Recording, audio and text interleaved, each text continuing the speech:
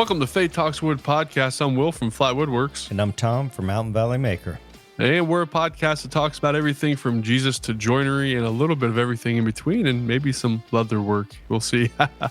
But Tom, I ordered 22 tons of gravel to be delivered to my house this week.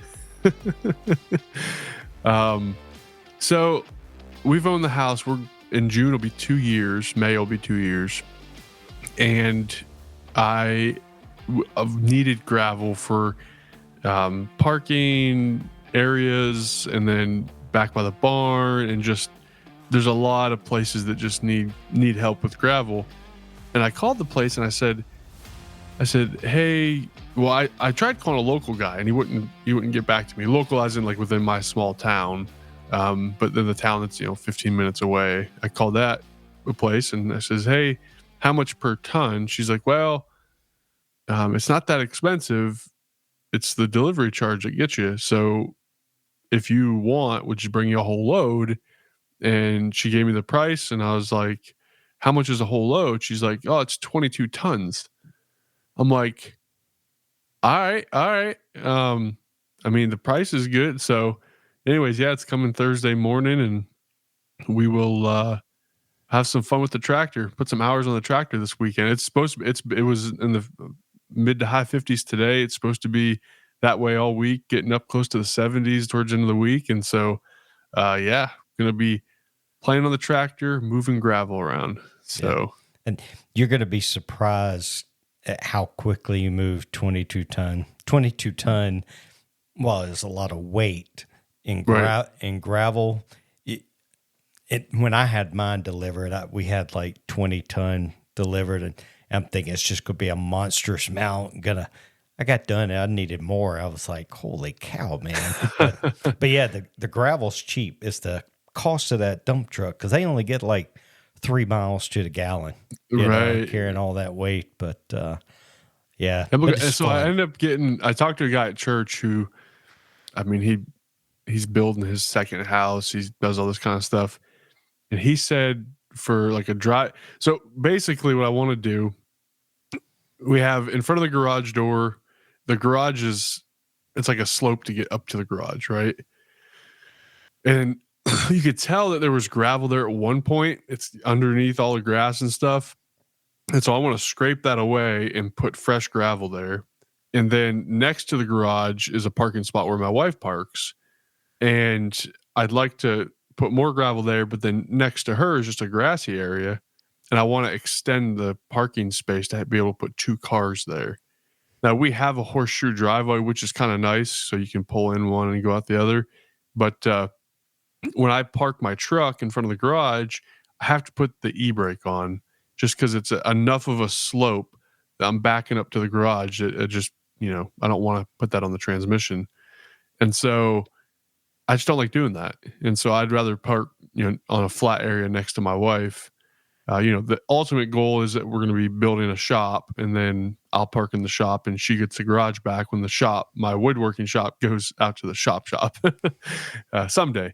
But yeah, so 22 tons of gravel. So the amount of stuff that I want to do, I'm getting a lot more than I need, honestly, for this. But I got enough stuff around the property that I want to put it that like you said, I'll probably end up wanting more at some point. But yeah, I'm excited.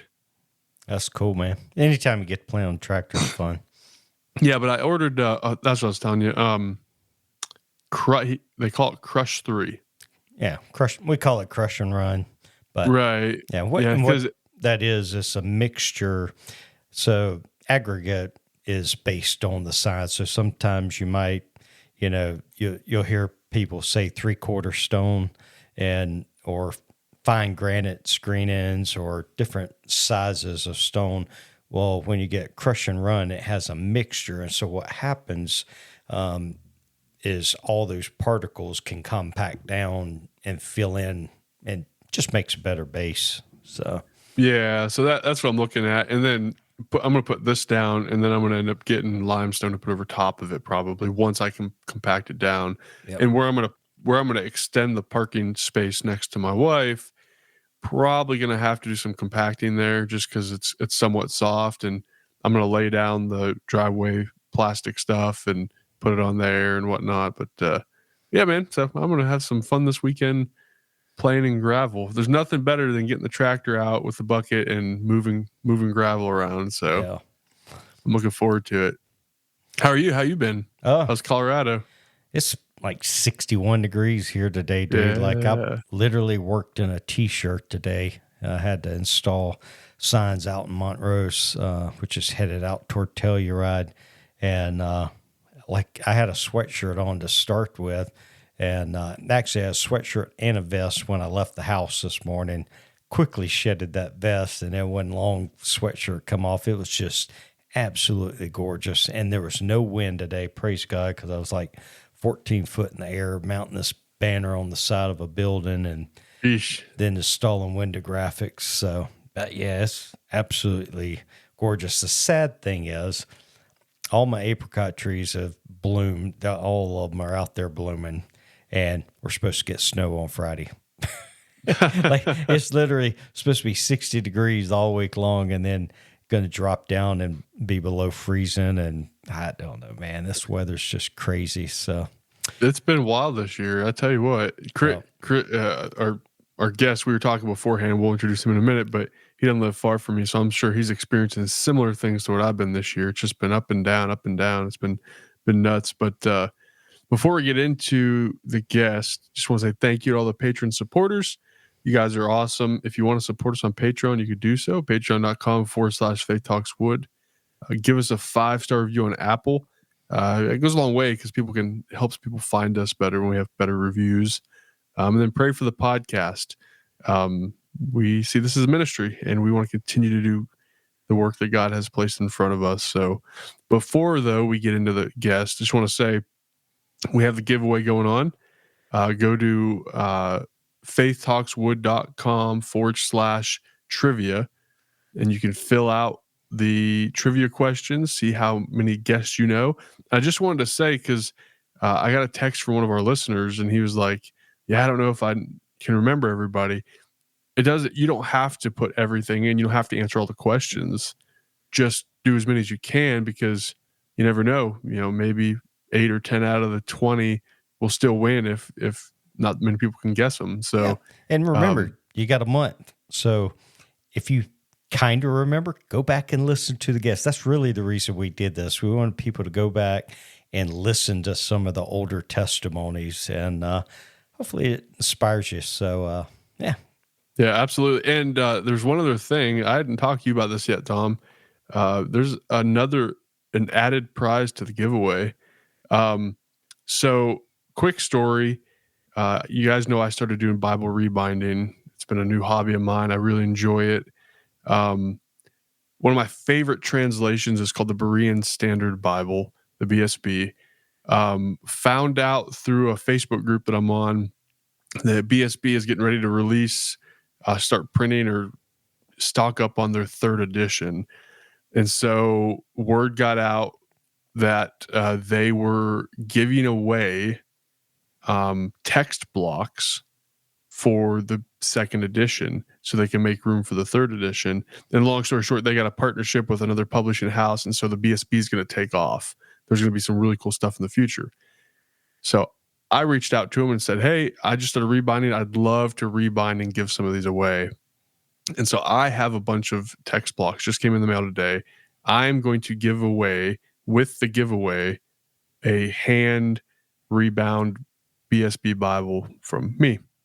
And so we'll send that to you. And, the rest of them are gift cards. And then I think we got some other stuff. But yeah, excited about that and looking forward to giving one away. And so, yeah, I hadn't talked to Tom about it yet, but I'm doing it. So I'm going to do it. I'm going to rebind a Bible, and whoever wins the trivia is also going to get a new Bible. So, man, you got to love that.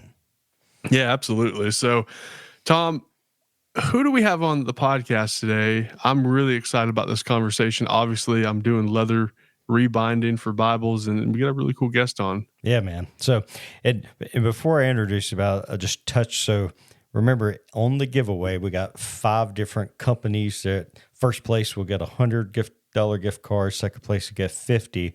The first one, company we all love, their sanding products, Surf Prep Sanding. So be sure to go over there and support them. And if you need to make a purchase, remember you can use code FAITH at checkout and get 10% off. And love those guys. Second one is Will's donating Willie's Wood Honey, man. My favorite wood finish. We got Bob Claggett has donated $100 off of his course to learn Fusion 360. Second place, of course, will get 50 off. I am missing somebody here. Cody. Oh, and Cody Elkins. Thank you. Man, my brain's going to collapse. So you can hop over there, get some CNC bits, or if you don't have a CNC, you can always get, a downcut or upcut bit that you can use in your palm router. And then today's guest, I'm excited about this, is also donating a $100 gift card to first place of 50 to second. He makes leather goods. He makes some super crazy nice shop aprons along with other things. You already got a shop apron. You could pick up a handbag for your wife or wallet, all kind of stuff. But today we have Mr. Chris Kent from Loader Road Goods, our first maker that it's actually not a woodworker. We're having him on because he reached out to us and said he listened to the podcast and he made shop aprons, and we're like, and then I talked to him on the phone. I was like, we got to get this guy on the podcast. So Chris, man, welcome to the podcast. Tell us a little bit about yourself. Thank you for having me. So I'm 32 years old, married for 13 years now in April. 2 kids, one 9-year-old, one 11-year-old. My wife homeschools, and yeah, pretty much it. And I also make leather stuff. Yeah. That's awesome. We homeschooled my daughter after the 4th grade, and one of the best decisions we ever made. It's such a great experience to be able to have that time with your kids. And man, I can only imagine with you guys homeschooling what your kids are learning with a farm, a leather shop, and everything. Yes, there is nothing like the country kid. I can tell you that right now. And then homeschooling, that's double whammy right there. Hey, man. Yeah. So tell us about your upbringing. How'd you get to where you are today with your walk with Jesus and what that looks like? And tell us about you. Well, we're going to have to go way back. And when I get on these rambles, it kind of just keeps going. So let's go. I need to stop just let me know. So let's see. I was raised by a single mom. We ended up starting going to church when I want to say roughly 4th grade. And then my mom found her future husband at that church that we started going to. So they got married around 6th grade. And a lot of this is a blur. I hardly remember anything. I do know that I got saved sometime around then, because by it could have been also junior high, 7th grade. I honestly do not remember getting saved. That's how bad my memory is. And I hate to say that. That's something you really shouldn't forget. But because I know I was insanely on fire for Jesus, going through high school. Even got my class ring had a little cross on it. And I remember my pastor actually mentioned something from the pulpit about it. Let's see, about 2008, I think, 4, 5, somewhere. I don't know, somewhere in there. I actually started to learn how to play guitar at school. It was one of the classes we had to take. I think it was 7th grade, something like that. And that kind of just kick-started something in me. I used to listen to music all the time, but being able to actually play it, it just felt like this is what I'm supposed to do. So I actually went and bought a bass guitar when I was on vacation in California, of all places. I was out there for a week and we were playing Guitar Hero on a PlayStation 2. And I'm like, man, this is awesome. So we actually the next day went to a music shop and I bought a bass guitar and then flew home to Ohio with that. And then one of the guys on the worship team was like, "Do you even know how to play that thing?" Nope. You wanna? Yeah. So the next week I was learning how to play during the worship team's rehearsal nights because we didn't even have a bass player. And so I kind of grew up in that I've been playing about 20 years now, pretty close to 20 years. I've been on a worship team in some aspect, whether it be running slides or playing bass, leading worship, playing electric, acoustic, pretty much everything except drums. I'm not a drummer yet. I'm working on it. It's not quite yet. All right. And all right. one day. And I met my wife at the church that I grew up in. She actually grew up there too. And we got married on April 21st, 2012, the day after my birthday. So I would remember, because as I said, I have a horrible memory. So we got married the day after my birthday. And then a month after that, I joined the Air Force. So I went down to Florida for 6 years as a military cop. And it is very unheard of, but I didn't deploy one time. I was tasked on 3 separate deployments. And for some reason, every time something would happen. Like it was after we went to pre-deployment training, we came back and they're like, "You're canceled, so you're now going to go on this one to like Kuwait." I'm like, all right, then, no big deal. And like a month before we're supposed to leave, no, that one's canceled too. Oh, come on. But at the same time, I would kind of consider it a mega church. It had like 3 services of a total of like 1,000 people.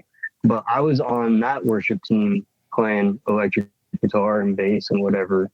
And I almost feel like I wasn't supposed to leave. Like God was like, "No, I need you here because you are going to learn something that you probably won't learn anywhere else." We had a situation with that church, like not like us personally, but like the worship team had a situation where someone had to be kicked out. And it was someone that I really looked up to for leading everything. And I got like no hard feelings, but well, on that at all. Like, I think it was a pretty crappy situation, but I digress on that. So we learned, because my wife was also on the worship team, she sang.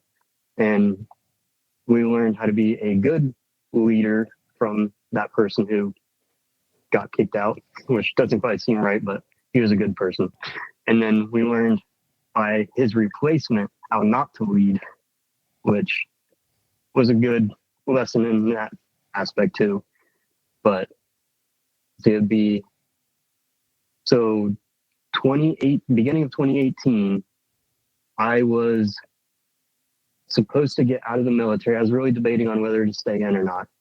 Like, I really didn't want to. That job was horrible. And the only way to really cross train out of that job, because since it's a critically manned job, you had to go into the like reserves or the guard, cross train into the job you wanted, and then you could come back active duty. So I'm like, that's what I'll do. I'll hopefully, well, I didn't even make that decision quite yet. So my mom passed January of 2018. And when we were back for her funeral back in Ohio, the worship leader at our church that we grew up in was like, "Hey, I've been praying about this and I feel like you and Amanda are supposed to be taking over for me." And I was like, "Yep, that is what I needed to hear," because I was on the fence about leaving or not. I'm like, "That's it. I'm coming home." So then that's when I went into the reserves, they call it aircraft metal technology. It's pretty much a machinist and a welder to be certified on making parts for aircraft. And I did that for 3 years. And I'm like, nope, I am done. I ain't going back active duty. And now we took over about 2020, beginning of 2020. And she's up there leading every single Sunday, and I'm supporting with whatever instrument that I can. And it's actually a pretty cool dynamic because right now, her mom plays keyboard, our daughter plays keyboard, our son will play the cajon whenever, only on one song though, but he is very shy. And I know you can't tell through this right now, but I'm a very big introvert and insanely shy. So he is definitely just like me. So that's probably why he only plays one song. Like, I don't like to be in the spotlight, especially during worship. Like, I don't want the attention on me. I would rather be in the room off stage. I'll play from there. Like, I do not like the spotlight, especially on a stage. And I can see that with him too. But so after we came back, my wife's grandpa, he passed away, and they have the family farm was theirs. So it was just her grandma out there. And we're like, hey, can we take the horse corral and build a house on it? Because we didn't have horses out there at the time. They've been gone for quite a while, actually. She's like, yeah, just take the horse corral. You're good. Build a house. Do whatever you want.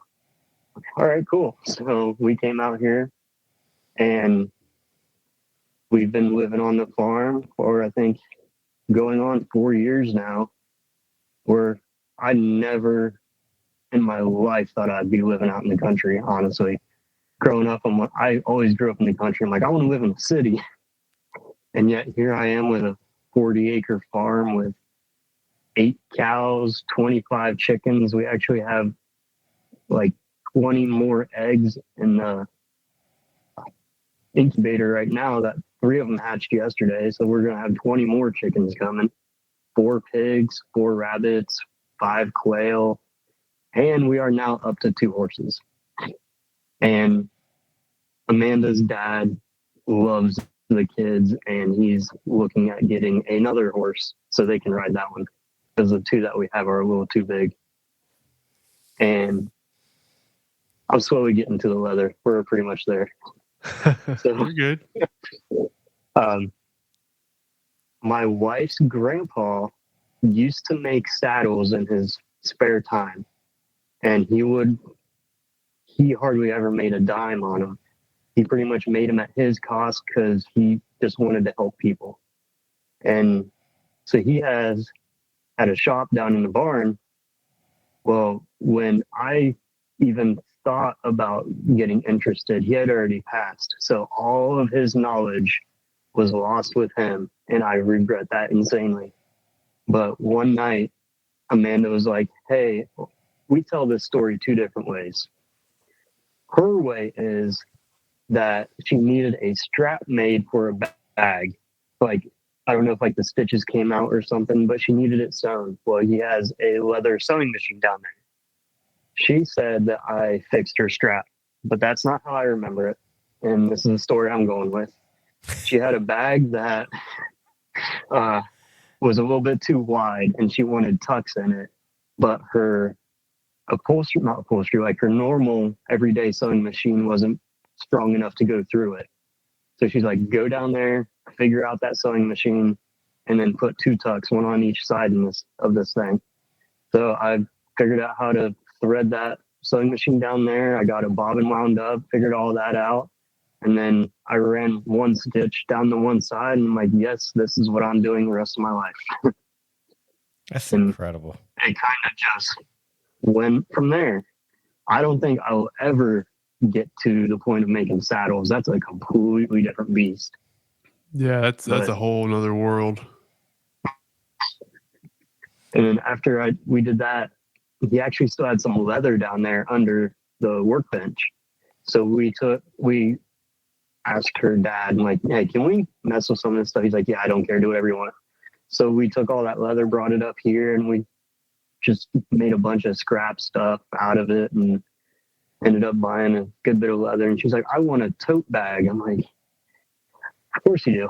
So and this is before we had a good sewing machine, because the one down there is way too big for like a normal bag. So I had to hand stitch the biggest tote bag I have ever seen. And it took me 2 8-hour days to hand stitch this thing. Thankfully, she still has it, but that's kind of turned into her Bible bag. I'll put it like that. That's cool, But man.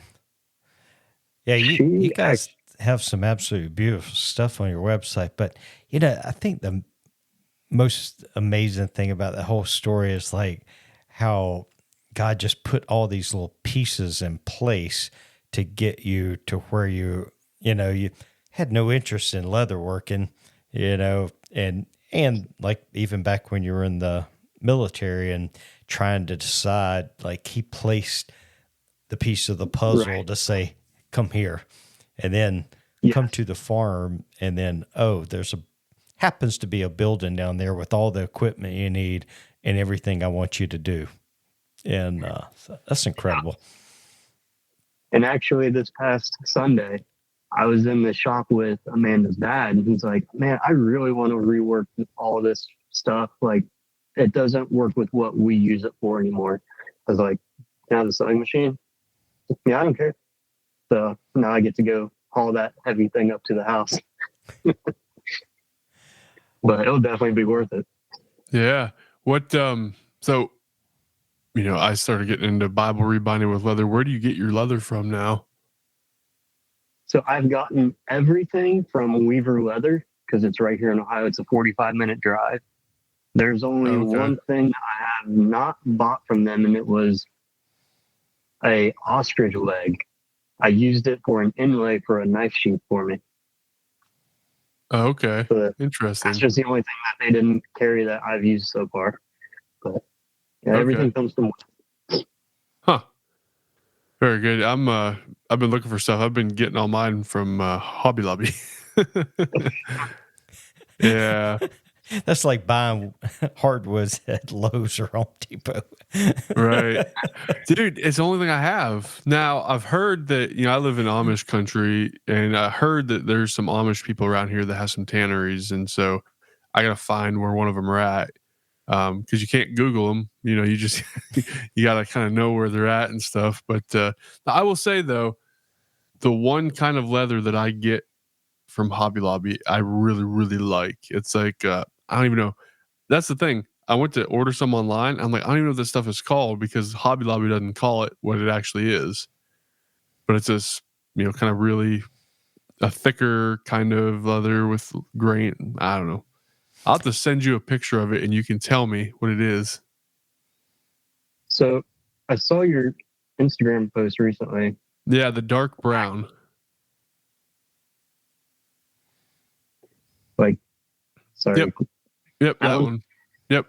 Most likely, well, do you want it to have the grain marks like that one? No, I don't really care about that. That leather is a little more. I've got one of those sitting over there. I don't know, waxy feeling is the right word, but the stuff that I like is more like grainy. But yeah, so I got some stuff here that it's called Crazy Horse, and it's more like the other one. Crazy Horse. Okay, yeah, I can see that. Yep.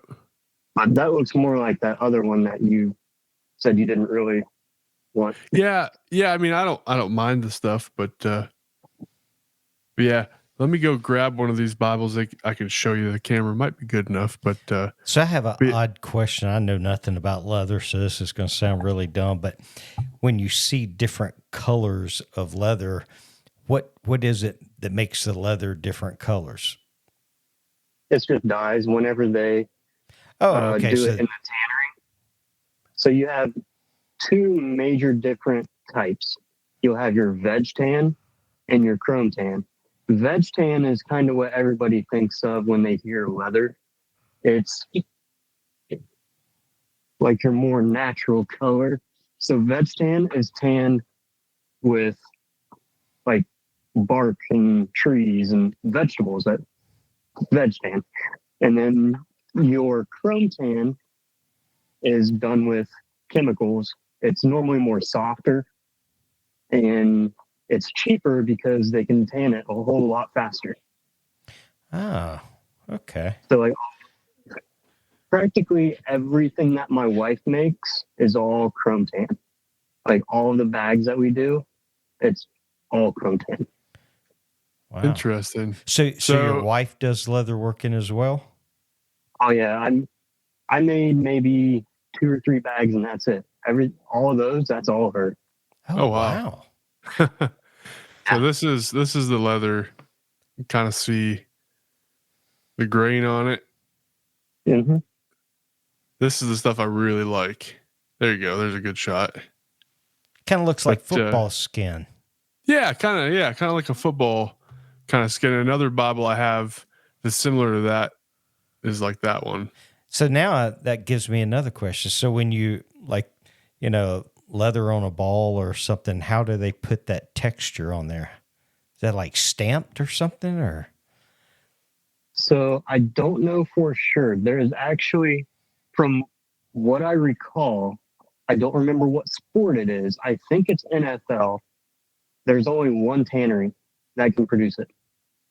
Oh, wow. And I think it's Horween, which is possibly in Chicago area.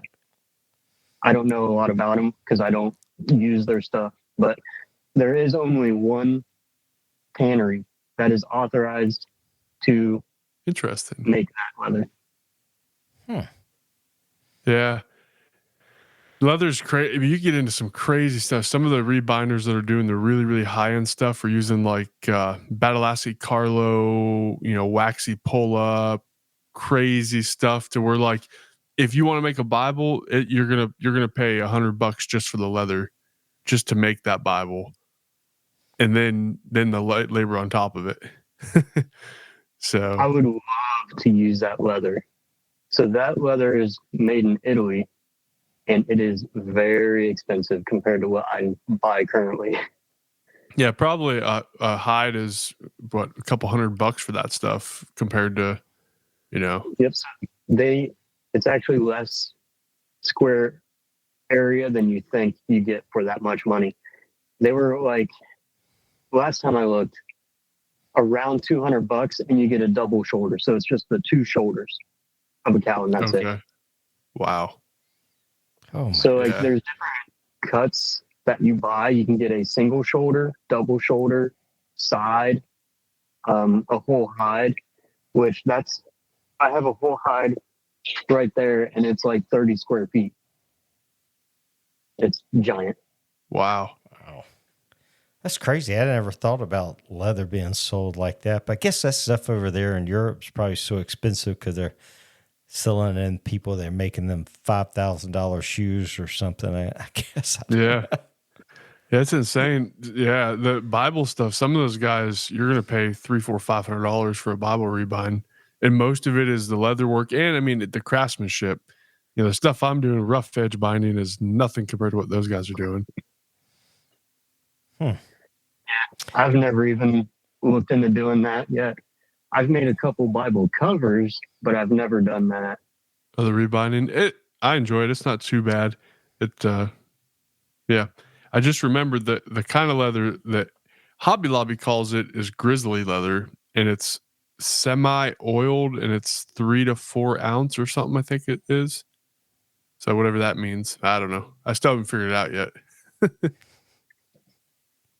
I used to remember off the top of my head, like, because it's either in America, it's ounces, but in everywhere else, it's millimeters. Oh, yeah. I forget off the top of my head, I forget the conversion. So, like, I make, like, this wallet is probably made out of 4 ounce. But I used to make, I still do them, but there's a custom knife maker out in Colorado that I make display mats for him, and that uses 15 ounce leather, which is almost 3/8 of an inch thick. Whoa. What's the name of the knife maker? Dark Timber Custom Knives. Where are they located?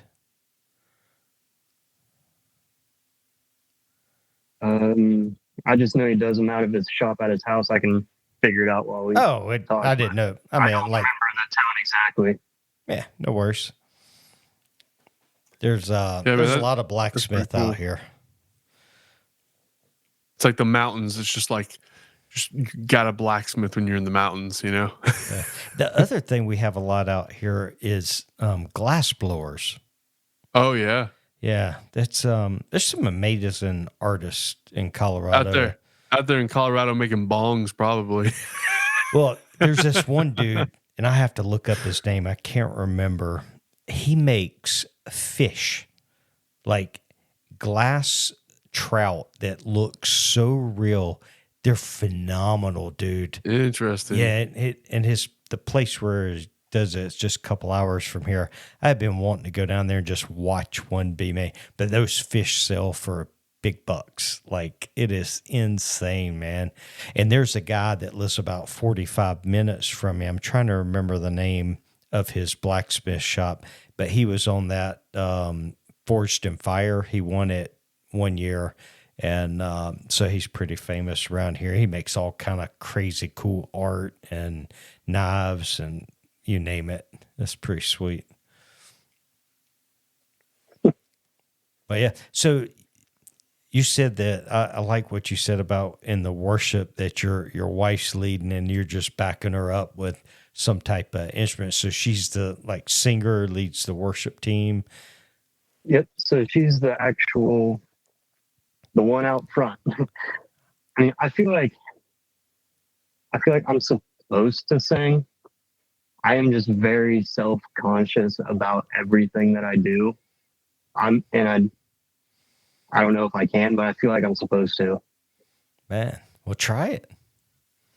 I know. That's awesome. So what type of worship stuff you guys doing? Like elevation, all that, or what do you guys? A little bit of everything. Okay. Like the couple new ones that we're doing soon.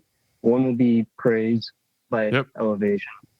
And then one for Easter that she's wanting to do is by Charity Gale, Name Above All Names. Oh yeah. That's a newer one for me. But so kind of around that.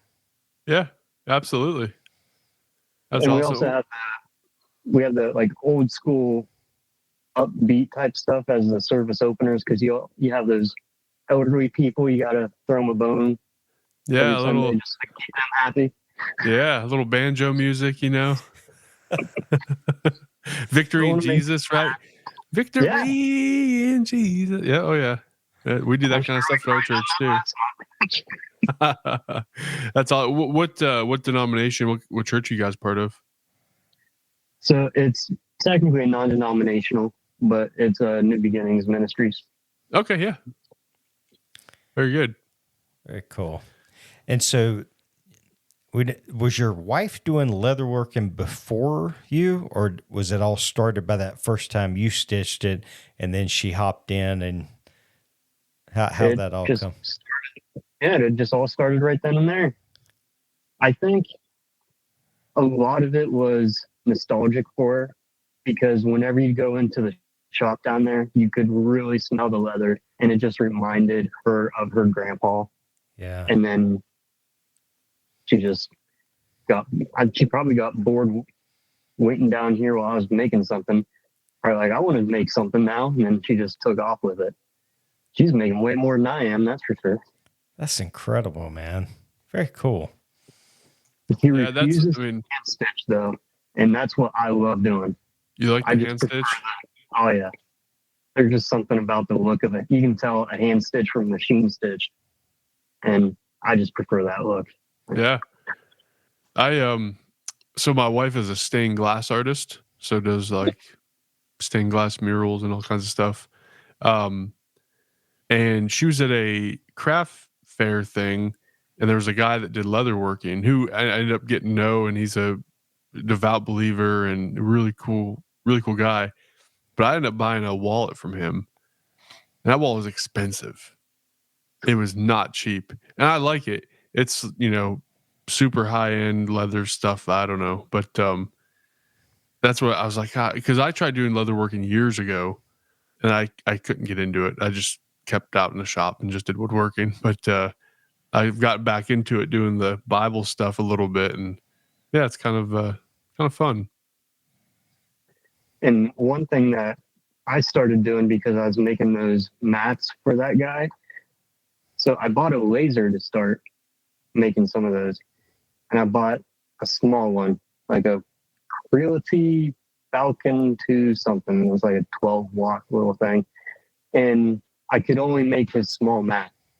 And I was talking to the guy, and they're like, "Can we make bigger ones?" I'm like, "Well, I guess I could upgrade my laser." So I ended up getting a Ometech 2028. So it's a 20-inch deep by 28-inch wide working area, and that thing can crank out some mats. That's for sure. But it stinks.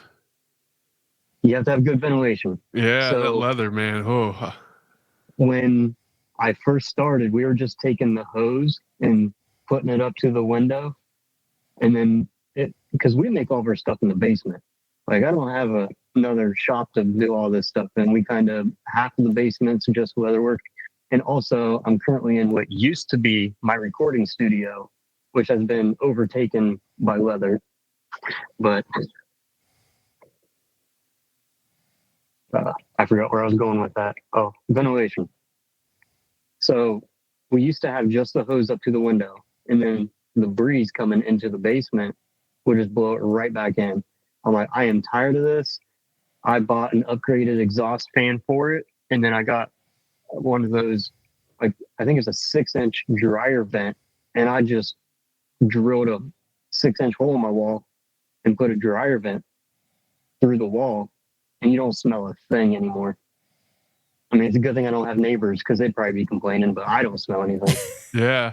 I remember the first time I have a X-Tool D1 Pro, and the first time I engraved leather, it was like, oh, the smell, just that like burning hair kind of smell, you know.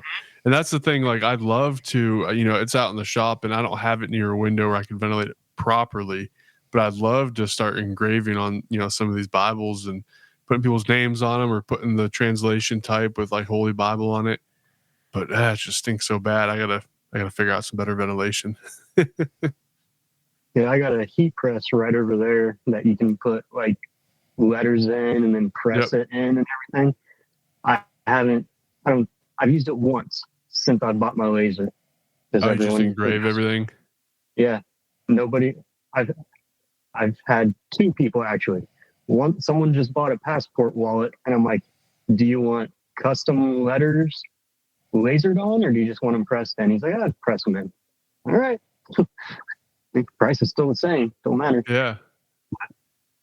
Interesting. So yeah, I use that laser way more than I ever thought I would. That's cool. Now, do you cut leather with it? I don't really. There's one guy that wholesales keychains from me, and I put his logo on one side and his phone number on the back. That is the only thing that I will laser cut, just so I know for sure that it's centered on both sides and up and down. So that's the only leather that I actually cut with it. Okay. Otherwise, I have a clicker die of my keychain widgets. The way I tell people that don't know what they are is they're cookie cutters for leather. Yeah. And that's what this machine is with that big arm. Down in it. Yeah. Okay. Yeah. I looked at getting a small version of that for doing the corners. So like I'm hand cutting those corners, which is fine, but I'd like to get more uniform, So they actually make a thing. You've probably seen them by now. This is a little bit bigger than what you would probably use, but they make corner knives just for that. So it's a radius on it. Yep. And I think this is around $30 at Weaver. But okay, and you just hit it with a hammer and just punch it down. These are so sharp, you just slides right through it. Interesting. I bet. Huh. it's always neat seeing all the different tools that are used in different crafts, really Yeah. is. Yeah, there's a ton of stuff. When my wife got into doing the stained glass stuff, there's all kinds of stuff. And then we ended up last year, lady I work with was like, hey, bought this house and it's got the whole shed is full of stained glass stuff. You can have it all. And so we went there with the truck and loaded it up. And there's like a bandsaw for cutting glass and like all kinds of like a chop saw for like cutting the border, the like brass border. And I mean, she's got all the stuff now with the, solder and all the knickknacks that you need. I don't know. Yeah. And so, like on your website, you guys got a lot of different stuff. I really like that sling bag that you guys, that's what I call them, sling, where you throw them over your shoulder. So, do you guys like pre-make a bunch of different stuff, or is everything made to order? So it kind of depends. Right now, we actually got accepted into a store in Berlin, Ohio. So we've been making a lot of stuff right now to go to there. But like with shows coming up, because we do a lot of vendor shows, because we're still, I consider us, yeah, we definitely are, still a pretty small company. Like this is actually our third year. In January will be the start of our third year of doing this as a business. And so we have to do a bunch of vendor shows just to try to get our name out there. So we make a good bit of stuff. We'll do like 2 to 3 different colors of each item for the shows. But normally, like if you get on the website and order it, they're made to order unless we already have one made, then we'll just go ahead and ship it out. Gotcha. But okay. Very cool. And that's the one thing that really is annoying about doing it part-time is just having the time to get to it to do it. Yeah. Because I'm out of the house 10 hours a day because I have an hour commute back. So 10 hours there. And then I got to do farm work when I get home, deal with it all of that. So I don't even get down here until probably like 8 o'clock at night sometimes. And I don't stay up late anymore. Those days are long gone. Yeah. Yeah, I'm with you, man. The 30s hit and you're just like, the 11 o'clock, that's now 9 o'clock, right? Wait till you turn 50. Dude, I go to bed at 9 o'clock every night. Sometimes I might even slip in there at 8:30, but a late night for me is 10 o'clock. Dude, I like to go to bed at 9, but I get up at 4 a.m. too. So, but my wife, she's a night owl, but then she likes to sleep in. We're total opposites, but she knows, man, like her and my daughter, like on Friday night, we typically will go to Papa Murphy's, pick up a couple pizzas, come home, add our own toppings to it, and we'll find a movie on, Netflix or Prime or something. And it's kind of like or play a game. But they know, like, if we're going to play Phase 10, which sometimes can take a couple hours, or a game like that, we better start playing at 7:30 or 8, because I'm not making it to the end if we play past 10 o'clock. Or same thing with the movie. We got to have the movie started before 8 o'clock. Otherwise, I'm going to eat and crash. Man, okay, Tom, I've got a rant. You said a trigger word for me, and I got a rant now. Papa Murphy's. I think that's the biggest scam in the world. Yeah. So for us, we do not, we only go there 2 nights a week, and we won't go there 2 times in 1 week. Like, we typically just go on Friday nights when they have their $5 either cheese, pepperoni, or sausage. And we pick up. And the reason we I get what you're saying, because you can go over to Little Caesars and get a pizza that's already cooked for $5 or $6. But for us, we like it because we like the thin crust, and we like it because we come home and put it in the refrigerator and we make it when we want. Right. Whereas if I go and drive into town, I've got to drive in there and pick it up when they say it's going to be ready. Or if you get it delivered, good Lord, who knows when it's going to arrive. And so you can't plan anything. So that's what we like about the Papa Murphy's. It's not that we think the pizza's the best pizza in the world, but for $5, and then we take and add all our own vegetables and stuff to it, and we can bake it and have it ready at the exact time that we want it. That's what's so good about it. And they're specialty pizzas. If you get them on Tuesday night for $10, occasionally we'll do that. They're really good. I have a story with this. So we lived in Tennessee, and Tennessee has all the places, right? And we kept seeing commercials and seeing Papa Murphy's. And so we decided one night to try it. Like, oh, we're gonna try this Papa Murphy's. And we knew that you had to, cook it yourself. And so that's fine. Well, I go and get it, and I don't think I ordered on the app, or I called in maybe, and I got there, and we just got like a large Supreme pizza. It was like a Friday night large Supreme pizza, and that thing wasn't $25. I was like, wait a second, you're gonna charge me $25, and then I've got to take it home and cook it? I was like, this is the biggest scam. And the pizza was, in my opinion, wasn't even that good. Like, it was okay, it wasn't that good, but I'd much rather do the Little Caesars or Domino's, or if I'm going to pay for pizza, I'm going to go Papa John's, Yeah. I would never pay their regular price for any of their pizzas. I think it would be like you. If I'm going to spend $25 on a pizza, I'm going to go to the mom and pop pizza place where I'm going to get me a really good pizza. But for $5 on a Friday, we go in there and we get two pizzas, and we spend $10, and then we come home and we watch a movie on Amazon Prime, or we play games or something. We got a $10 Friday night family event, and for us, that's in today's world, that's affordable. That's cheap. I mean, so and that's it. And same thing with their specialty pizzas. They're kind of expensive, but if you go on Tuesday night, they're $10, and for $10 for those, it's not a bad. But we do that probably once every few months when we're like. I don't feel like cooking. But speaking of Amazon, I started watching that House of David show. Dude, I literally was watching. I started watching it yesterday, and I was watching it before we hopped on, man. I like it. Yeah, so I'm like 3 or 4 episodes in, and obviously it's not biblically accurate. However, I just watched an interview before we jumped on here. I had some time after putting the kids down, and there's an interview with the creator of that show, and they talk about like, hey, look, we want this to be something that makes you wonder about Scripture and makes you want to go and read it. And that's why every episode they're right up front with like, this is, some aspects of this are not accurate with Scripture.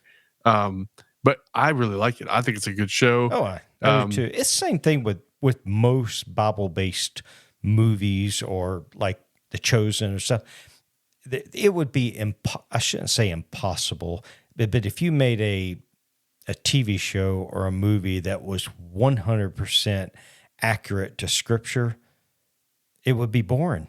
Because in the Scripture, it doesn't show a full conversation between all the different actors and stuff in there, but you need that to make it interesting. And I think there's enough truth there to get you to say, man, I didn't know that. Maybe for the person that didn't know the story of David in the Bible, like, man, this is interesting. Maybe I'll go read it, so that, and same thing with The Chosen. There's a lot of stuff in there that is obviously not in Scripture, but they got to fill it in to make it an engaging TV show and all. But it popped up in my feed last night, and I started watching, and I was like, I couldn't wait to get home from work today. And I came home from work, took a nap, and then I was coming out. I was like, man, I got 20 minutes before we hop on the podcast. I'm going to watch some more of that.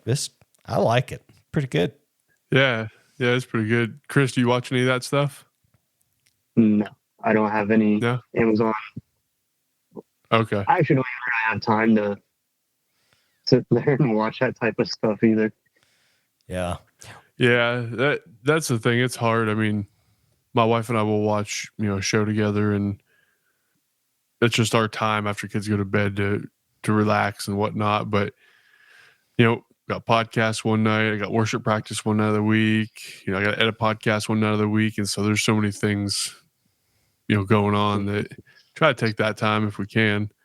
But yeah, man, good stuff. Well, Chris, where can people find you at on the Instagram website? Oh no, first off, where did the name come from? Okay. So I don't live technically on Loader Road. It's actually County Road 58. But all the land around us used to be a strip mine. And the road that I live on is the road that all of the trucks would come in to get filled up. So the older people from Coshocton know it as Loader Road. Interesting. And I am horrible with trying to come up with names. And I'm like, you know what? So I actually looked up another thing that got me kind of interested in leatherworking was Little King Goods out of Canada. He's a phenomenal maker and Christian, which is a plus. And so I was kind of using his stuff as a model, like business-wise. And so what did you say the name of it? Little King Goods. Little King. Little King Goods. Okay. Yeah, I've been following him for years. He's phenomenal. So I actually found him through Peter McKinnon. Yep. So, right. Who's not a Christian. Right. But another reason why I went with goods is I used to make knives and I have a forge. So I wanted to keep it open to where if I wanted to do some more blacksmithing stuff, it would fit. I didn't want it to just be Loader Road leather, because then I feel like you're kind of stuck in a way. I mean, yes, absolutely. You can make blacksmithing stuff and whatnot, but it just doesn't quite fit the brand. So that's why it's just goods. So if we decide to start branching off with other stuff, we could. That's awesome, man. Yeah, I love that. So website is at loaderroadgoods.com or? Yes. Very good at Instagram and all that? Website. Yes. I run the website. She runs social media. Okay. So if you want to talk to me, go through the website. If you want to talk to us, go through Facebook or Instagram, but I see it I will see it. It's just, right. I don't post anything on there. I just do all website. Oh, man. So when I was trying to get you on the podcast, I was actually communicating with your wife and didn't know it. That one was all me. Oh, it was? Okay. I recognize the name, so that's what I was like, I'll take this one. Okay. That's awesome. You can request on there too, be like, hey, Amanda, or hey, Chris. But normally, if it's like someone asking about a bag or something, she'll take it. Because we both get the notification, we both read them. It's just whoever wants to actually do it. Okay. So very cool. Normally, I leave it for her because I'm normally busy at work and whatnot anyway. Very cool. Well, we appreciate you listening to the podcast, and we appreciate your support in the giveaway, and appreciate what you guys are doing. Yeah. Well, one last question. Two last questions. What's your favorite Bible verse? I don't know.